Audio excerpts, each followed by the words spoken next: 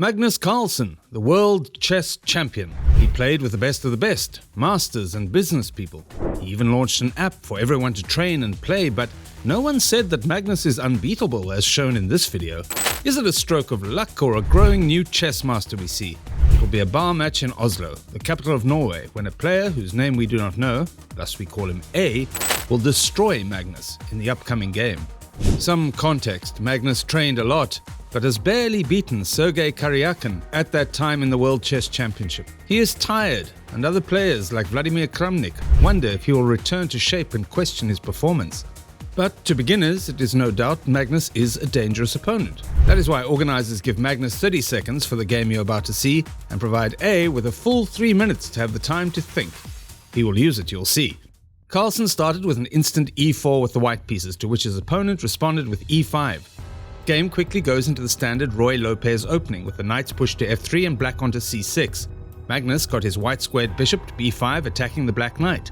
Then his opponent fosters the knight by moving another knight before the king to e2. Magnus moves the pawn on c3, and his opponent then plays his pawn to e6 to capture Magnus's bishop, or at least make it go away. Well, it works. Magnus takes it to a4. The beginning player develops the pawn to h6. Magnus pushes his pawn to d4, attacking the black pawn there, and sure, the latest replies. Players trade pawns. Then the beginner takes his protective knight to g6. Is it part of a strategy or a mistake that will cost this player too much in the future?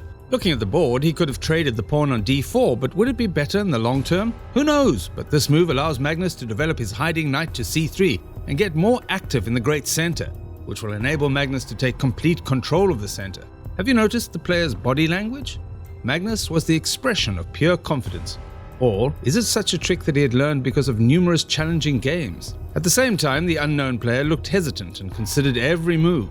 There was a lot to think about, and it will help him win. But let's get back to the game. The player moves the bishop to b4, intruding on the Magnus part and attacking the knight.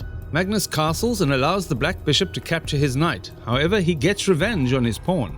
Then the player castles too. For now, Magnus has a slight advantage because of the pair of pawns in the center. It will be trouble if they move forward and get better protection from other materials. And white bishop returned to c2, giving one of the pawns the required shield. Basically, it also hiddenly attacks the black knight. Magnus has some advantages because he has more active pieces than his opponent, and Magnus uses it, starting an attack on the black king's side. He pushes the pawn to f4. A attacks the opened queen with the bishop on g4. The knight protects the attacking bishop, so the queen goes to the side square. Things go on very quickly. A takes the protective knight back to d7. It is a mistake, as Magnus moves the pawn to f5. Simultaneously, he attacks the knight and cuts off the bishop from the rest of the way. The best move is to take the knight and protect the bishop, which is what A does. Magnus attacks with pawn to h3, and the bishop goes to h5. Magnus keeps going to g4 and attacks the poor piece. A decides to capture the pawn and make a hole in the mighty chain of pawns. They trade a few more pieces, thus it turns out that Magnus's castle is no longer strong. But Magnus attacks the queen and the pawn in A's castle, playing f6. A ignores the threat to the castle and moves the queen to e5, which frees up A to checkmate Magnus with the next move to h2. Will he be lucky enough to do it? No, Magnus puts the bishop to that diagonal, making the move impossible. But A tries to find another way from the h-file, ignoring the protecting white bishop, and it is the time when the waiting white pawn captures the pawn on g7. Now, will A give up his rook? No, A brings it away to the learning square. Players keep going. Magnus pushes his queen to g3. A moves another knight to f6.